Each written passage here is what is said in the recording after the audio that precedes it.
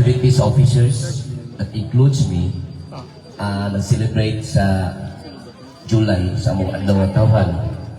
Meaning to say, the older we are, the more nearer to our grave. Sa Bisaya pa, nagatiguang mi, nagaduol mi sa amuang lubnganan. But before we leave this earth, at least lang na natay next generation na to gitrain daan to be our replacement. And na mga people, we are pastor's replacement. Hello?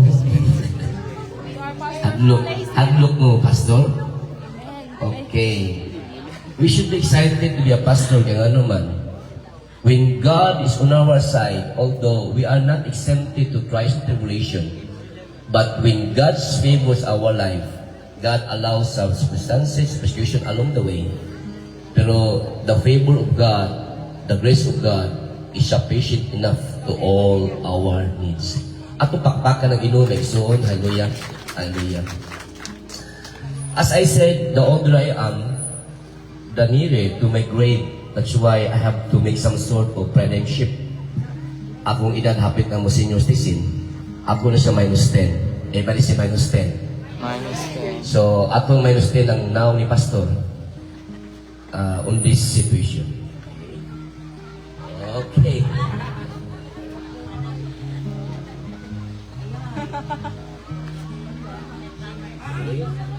Okay. So, pwede natin Pastor. Murag 20 ano? 80. -5 sa kong asawa. Okay. Pwede Aguilar? Okay. Tanaon ni mo Jesus Christ, wala siya haircut. So I'm just portraying that, assuming Jesus Christ preaching to you, ubanan sa iyang mga disciples, at the same time, ubas mga church member. Allow me to give you some sort of kanabitang topic or atong focus karong buwan na in the month of July, by which we all gather all our topic to the Church of Galatians. You say Galatians. So kining Galatians, usa sa mga church nga daghan kay mga problema along the way. Pero siya ingon ko na wa di church nga walay problema na gyud na siya. But Paul was able to address sa mga problems sa church by which na siya mga unom kabuok concern, one concern in every chapter. Sa chapter 1, nag-ingon din sa Galatians chapter 1 verse 10, emphasize ni Paul that don't live for approval of others. Everybody say, don't live for approval of others.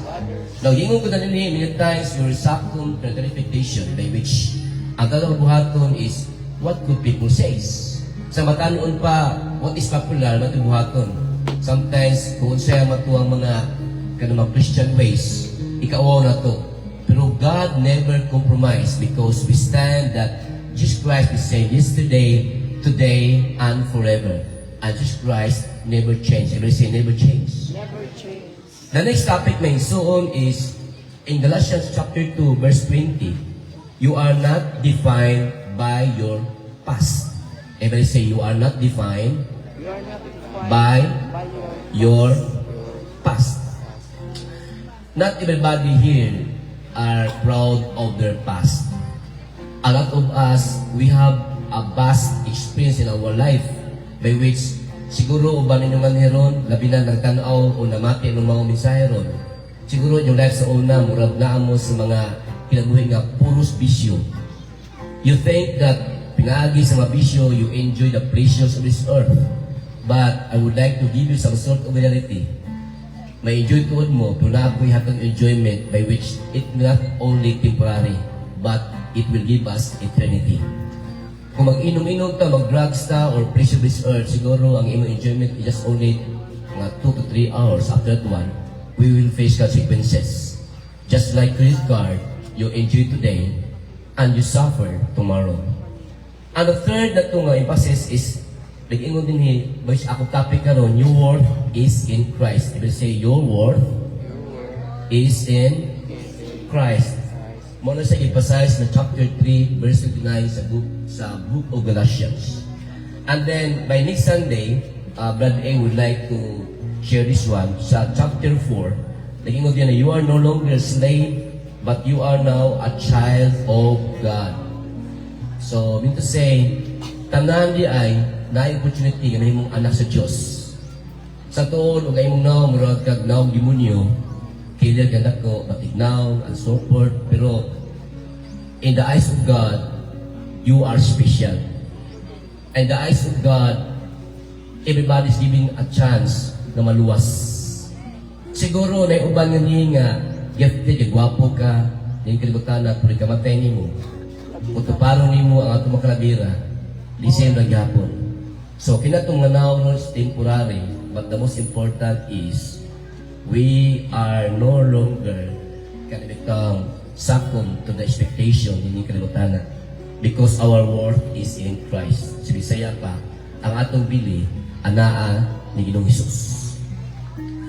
And then number 5 is, don't be led by feelings and emotions, but led by the Spirit. In Galatians chapter 5, verse 25. Mapatano, listen to this. Na sometimes, dasig ta mo simba because inspired ta. Kita sa mga dagko, dasig ta mo simba because nagdagan ang atong trabaho at negosyo. But time will come to dati problema. Mura ka, maluya ka, at the same time, kulitan ko ang mag-slide ka. Now listen to this. By the moment nga ikaw ni-accept Christ as your Savior, nang iyong Ginoo diha nga on this world, you are not exempted sa mga problema, but on this world in Christ, you will suffer and experience sa mga trials and tribulations. Panginoon ni Christ, just take heed this because I have already overcome the pressures of this earth. The reason nga nung ipakita ni Christ nga na passions of the cross because ipakita nga to kung kaya niya siyahang kauhanon na kinabuhi ang mga sufferings, walay butang nga reason nga di ato kaya. Amen? Siguro ang atong kamatayon is different type sa kamatayon, pero kung magkaroon sa kamatayon ni Christ, it's more than enough to pay sa ato ang salvation. And then, number 6, the last nga topic sa book of Galatians, alam kita sa chapter 6, verse 9, nag-ingon din, don't grow weary while doing good. When the time is right, you will reap what you have sown. Many times, I said to you, dugay kang lagas Ginoo, ang time will come, dahil ikapoy magpalagas Ginoo, wala tapos ang kinabuhi. Nag-ingon din don't go weary, ayaw kaluya, because ikaw mag-aani when the time is right. Many times, I use the principles of aerodynamics, the airplane. Ang aeroplano lupad nga to against all the winds. Ang hangin paingon niya, murag grabe ang iyang pressures along the way, pero plano, the principles of aerodynamics, palayon siya. Paingon ang plano nga, ikapoy na ko kay 2 hours ako silupad. Siguro, I have to rest. Iingon sa plano, mo rest siya, muna tayo nga, mo crash siya. Our life is just like that. Siguro, 20 years, 30 years ka nangalagas Ginoo, and then it seems that wala na tapos ng kagulingon, and ingon ka nga, it's time now for me to stop, simbas Ginoo, and then in the remaining days, ako na siyang i-enjoy kong life. Mura ka mo crush, backslide. By the moment you said, ayoko na Lord, that is not a safe proclamation. Because the safe proclamation is this, samtang ang tao buhin, gamita ang iyong kinabuhin sa paghimaya sa Diyos. Amen. Amen ba? Ato pakpakan ang Ginoo may so, hallelujah, hallelujah. More na many times I said to young people, siguro sa pagpakto na ko, taas yun ako pagka itong number of years serving the Lord God. And then, sa tawhanon lang na expectation, big deal ginako ang pag-receive ka sa 25 years sa akong pagservisyo. But as I said, na ay mga problema along the way, sakit paminahon, di na ko balik-balikon, pero in my life, usa na sa mga sakit kayo na experience, whether mupadayon ba ko or mag-give up ko, yung makopasugla sa convention center, tatay unta nga mo receive ko sa 25 years. Pero by the moment, kinaingon ko, ayaw ko na, stop ko, kaya siguro, magkabubuwag ang mga karneros ng India, kung mausag yung dagan sa church. But I have decided to stay. Amen? Because I would like to say you, young people, ang nindot nga awarding, dili sa kalibutan, kundi dito na sa langit. When the Lord thy God said, "Well done, my good and faithful servant." Atong pakpakan na Ginoo megson, hallelujah, to God be the glory. Now, the topic that I'm going to share to you karon is ikatulong na topic sa Book of Galatians na entitled, "Your worth is in Christ." Sa Bisaya pa, ang imong bili naa ni Ginoong Hesus. Now, the big picture is this. Pleasing people is a trap. Everybody say, pleasing people is a trap. Kung pinalitan yung people ka, unya nanguyab ka, ang buhat ko na imus pagpa-impress babae. And then all the days ang kinabuhi, puro pagpa-impress babae. That's a trap. That's hypocrite sometimes because dili ang imo tunay kinabuhi ipakita. Ang imo lang just to impress sa tao, imo ang gi-aim nga na i-reward someday. But nag-ingon din trusting God is a freedom. Even say, trusting God is a freedom. Bilang people, bisa tong karni mo, imo na gipastingan ka ng bayhana, pero ibasted ka, wakasog ka, tuloy lang. Because hindi ka nag-iisa. Amen? Daghang pang mga laki na nabasted, nag-una nimo o sunod nimo. But the most important, just trust God because I was once a young people like you. I fall in love and then namuyang istuhanon, nabasted, pero wak slide. Pero trusting God because I said to myself, Lord, ikaw bahala. And here comes my wife is on my side, which is together with me, serving you faithfully. At pakpakan na Ginoo soon, and that's what we call God's will. Kamatan noon ay maguna-una, bahalag na wahin mo kaysa nag-una-una mo and you find a wrong guy. Bahalag noong dawahin mo pero sakto nga kinabuhi, sakto nga partner inyong mga uban sa inyong kinabuhi. So ay pag-una, amen?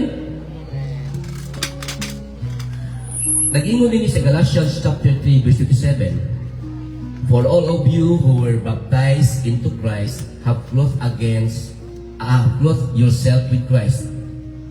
So mean to say, giputangan ni ang word nga keyword baptism. At the same time, naangan ni nga atong gisuob ang kinabuhi uban ni Kristo.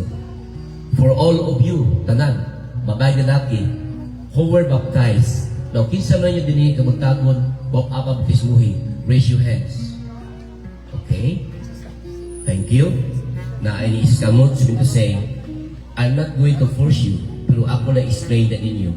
What's the significance sa baptism? Like, for all of you who were baptized into Christ, have clothed yourself with Christ. Now, I would like to give some sort of another illustration.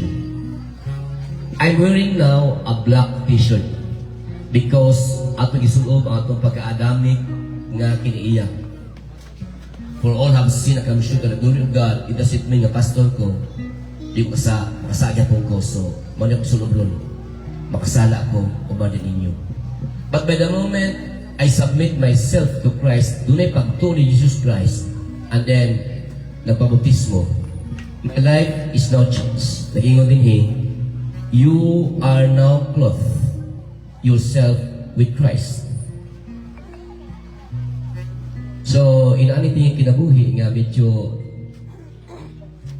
gikan sa itong mga kinabuhi. Represent me, panadong. Gikan sa kinabuhi nga makasala, kaniingon din nga itong pas alkitran.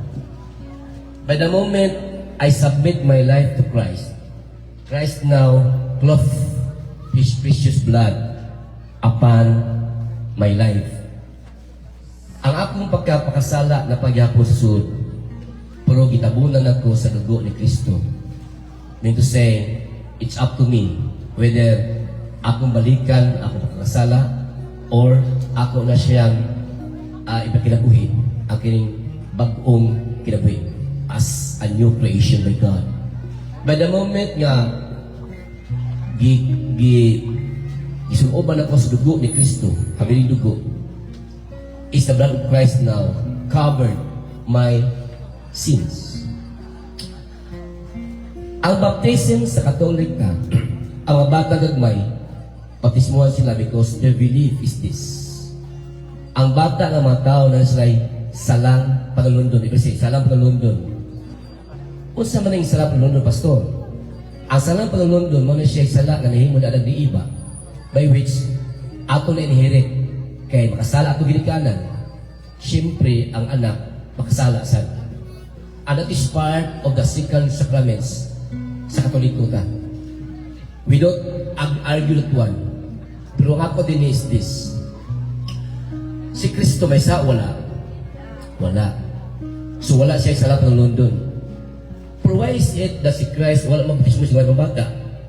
Because nag-ingon si Christ kanhi sa baptism. Ang tanan mutuo o magpabaptismo maluwas. In Mark chapter 16, verse 16. Now, nintuo ba mo sa mensahe sa Ginoo na siya patay sa krus para ikaw maluwas? Amen mo to, say amen. So inaamin ni siya.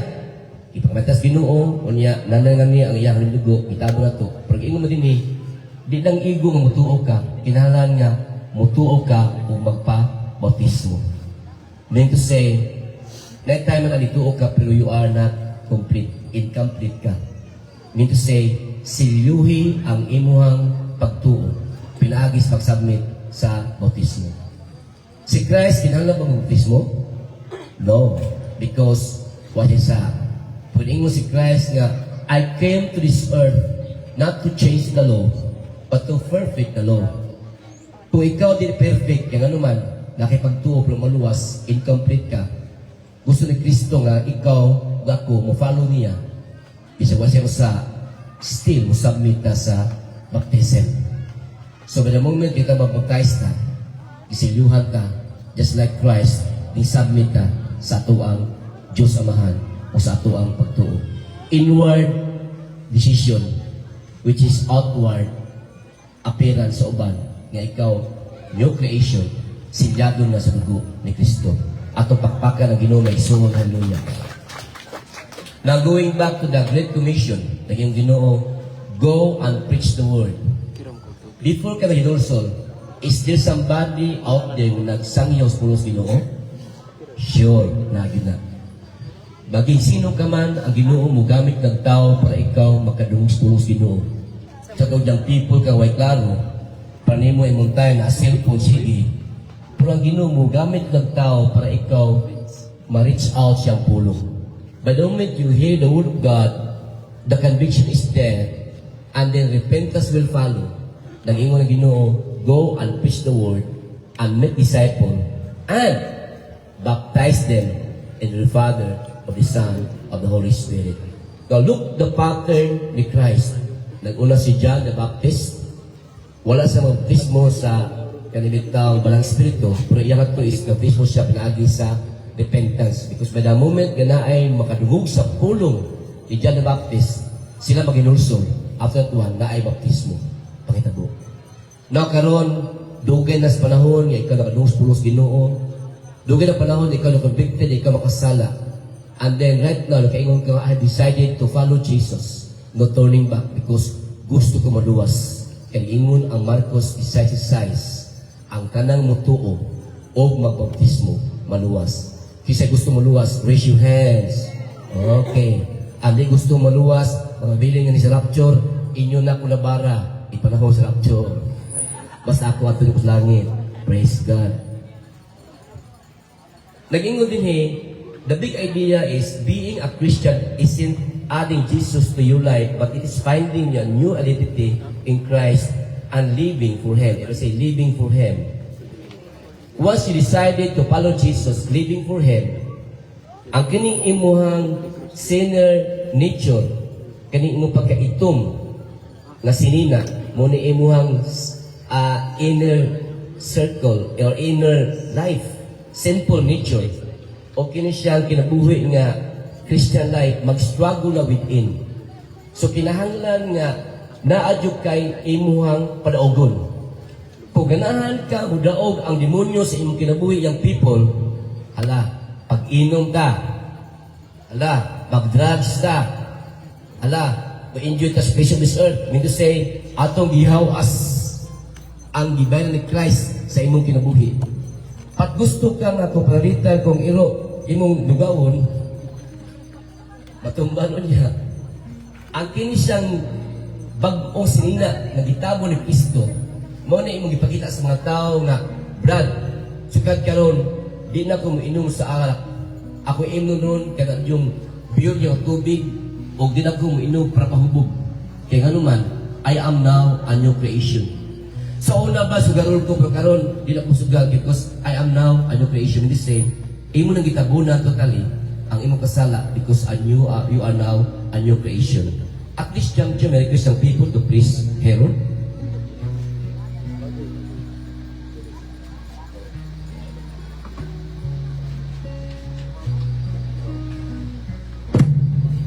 Hello, okay.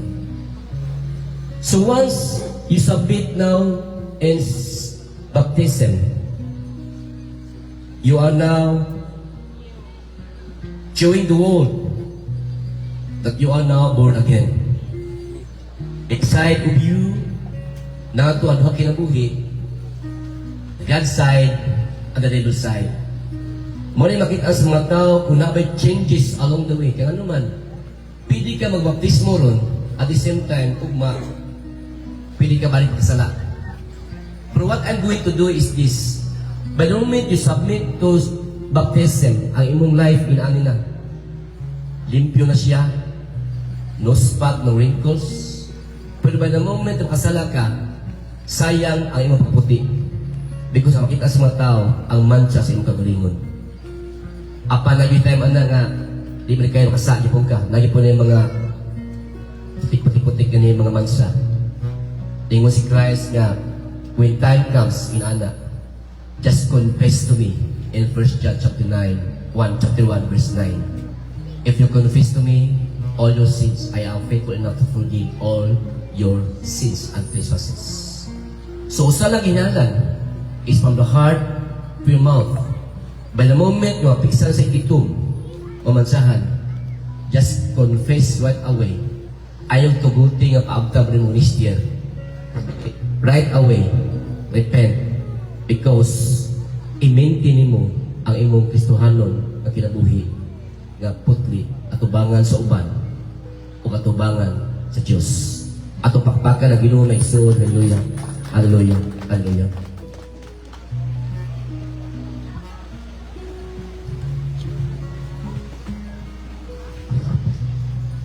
Tulong kabutang ako ipasize nga ni kaniingon your word is in Christ. Number 1, our word is a family through baptism, by which ako explaining you. By the moment now you are submerged to water, baptism is sa Hebrew word baptizo. Kinahanglan ikaw isubmerge sa tubig for ceremonial purposes. By the moment that you are submerged to water, ang imuhang pagkakasala, imo sa gilubong niya, paghawas nimo, you are now partaker to Christ's resurrection. Mga diha ang imong mga sala, imong ipabiling just tubig, and you are now a new creation. Ato pakpakan ang Ginoo may Isus. Hallelujah. Mga diha igadto sa baptism, ubanan sa kanta, I have decided to follow Jesus and no turning back, no turning back. But still God give us an option, a free will. Then ka, I decided to you, Lord, to follow you. But sometimes, because you are concerned about what people says, basig, huwag ang tuyab na ko, by the moment nga, mabaptismo ko, basig, presbyto sa akong pamilya, sa akong ginikanan, so, di na ko pastor. Magbalik ko sa amuang kaniya ay kinabuhi. Now, meaning to say, you have decided to follow Jesus, but you turn back. My challenge is this. By the time kita matubang sa Ginoo, di na by families, but individually. So you have to decide on yourself, because your decision karon is your future destination. Ato pakpakan ang Ginoo maigsoon. Hallelujah. Hallelujah. The next is our worth through clothing. So tulo ka singina karon ako gibutang nini na itong ang puwa ug ang puti. By which ito na-aon mo sa Galatians chapter 2 verse 27. We are now a children of God, and for all who have baptized into Christ have clothed yourself with Christ. So, imo ma-achieve ang puwa nga sinina nga gi-equipikas din nimo. Di nas panahon ikaw repent kundi sedang ikaw nagpabaptismo. Because ang imong Galatians karo kaayo. By the moment you accept Christ as your Savior and submit baptism, you are now clothed to the blood of Christ. And at the same time, once there is what we call significance through the cloth, ganyan significance to baptism. And the third is the significance of being saved in Christ, not in water alone, but a word of union, identity, and equality. Mengot ang union, opportunity, and equality.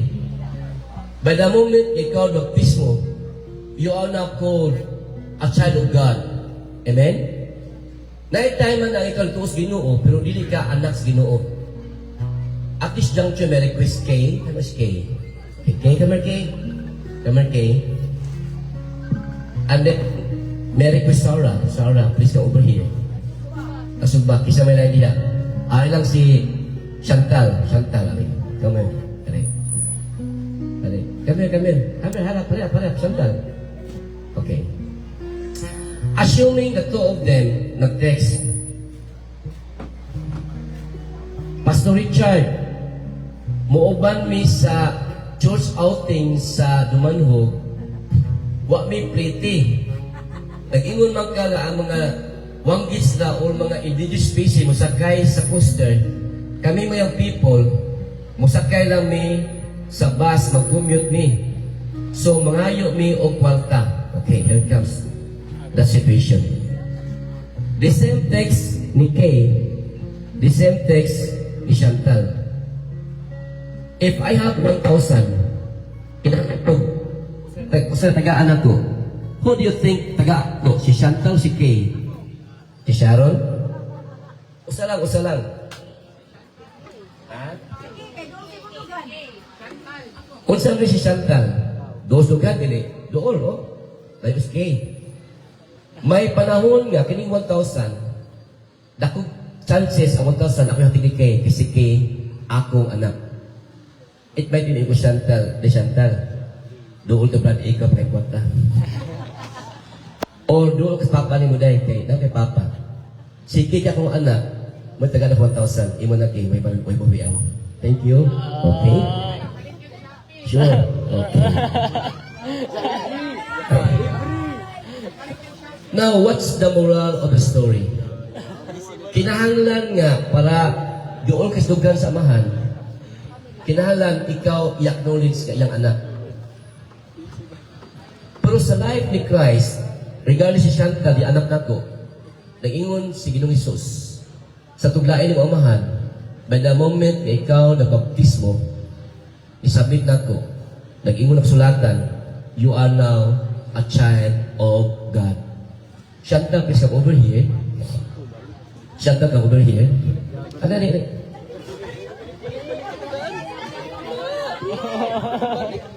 But the moment that Chantal was now being said, a child of God, what I give to Kay is also I give to Chantal. Ako buhay ba niya? Ibay mo na muna. Sige. My birthday gift. So, inaana lang ato ang opportunity of Christ. So, to all people out there who have not yet decided, mabaptismo ko, yes, you believe today because naman ang pulong sa Ginoo. So, wali ni bad sa Easter, nagtas pag-ayo, pero you should decide, mabaptismo ka para ikaw, siluhan niya, o you are no longer incomplete, but complete na ka as a child of God. Mean to say, kung unsay privilege mahatag ko ni Kay, the same sa opportunities, ako ihatag ninyo because you are now, or we are now, legitimate, the child of God. Ato pakpakan ang Ginoo nga malaon sa simbahan, mo ay makapahimon ilang anak sa Diyos. Because they believe that the generation, chosen people, for mo si Paul, by faith alone, pinagis pagtuo lamang na kita mahimong anak sa Diyos. So regardless, Hudiyo ka, Chinese ka, Hapon ka, or sa imo nationality, or American guy, just like my brother, Gary, you are now a child of God once you accept Christ as your personal Savior. And no one can change that one. So my task this morning, if you have decided, Lord, di ka already baptized anymore, Lord, ayong usiki ang panahon. Because not everybody is given a chance to wake up every morning. Well, siguro next day, just name lang, atakihol ka, istasya ka, mamatay ka, mawa ka magpismuhi. I don't know the condition of your soul. Pero nag-ingon din ang kasulatan, Mark chapter 16, verse 16. Ikin sa katong mutunan niya, baptismo, maluwas. As your pastor of this church, gusto ko, tanang tao, maluwas. Atong pakpakan ng Ginoo, may kison, hallelujah, hallelujah, hallelujah. May I request all the candidates for baptism to please come over here. We are so privileged that Father and Son, Lloyd, and Abraham. And then Abraham has also children. Chanli, Jana, okay, Jade, and isa pa man, Chanli, and Jared Risi.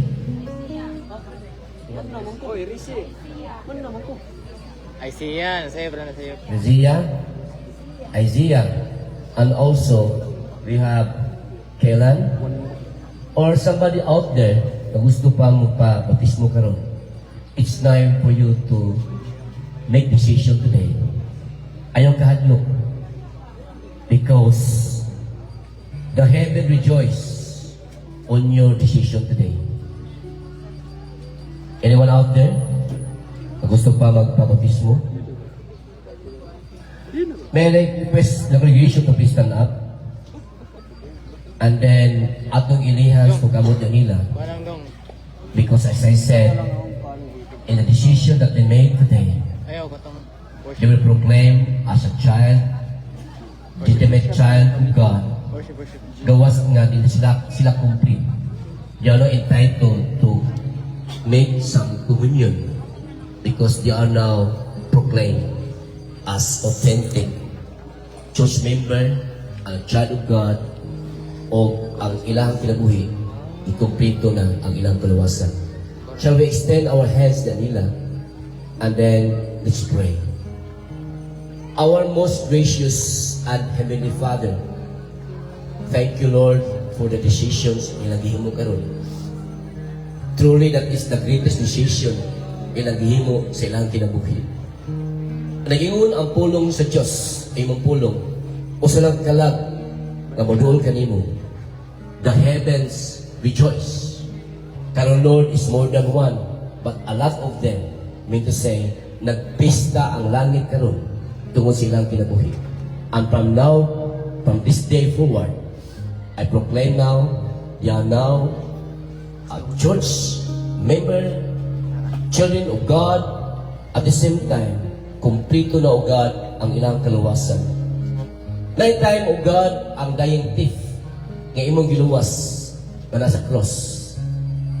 Pero ang simbolo siyang luha ng O God is just like a water na imo silang isubmerge. Siguro na yung mga tanaw ni live telecast in the bedside or bedridden nga walay chance O God na baptismuhan. Taguti O Lord, kay ilang luha karon ni agas ilang mata. The same tubig O God na mo ang isubmerge na imong kanakan karon in the ceremony of baptism. The most important is to repent and you accept them as your children. To God be the glory. At ito pagpakat na iso, hallelujah, hallelujah. Siguro, akong yang iyo ang mga leaders to assist them.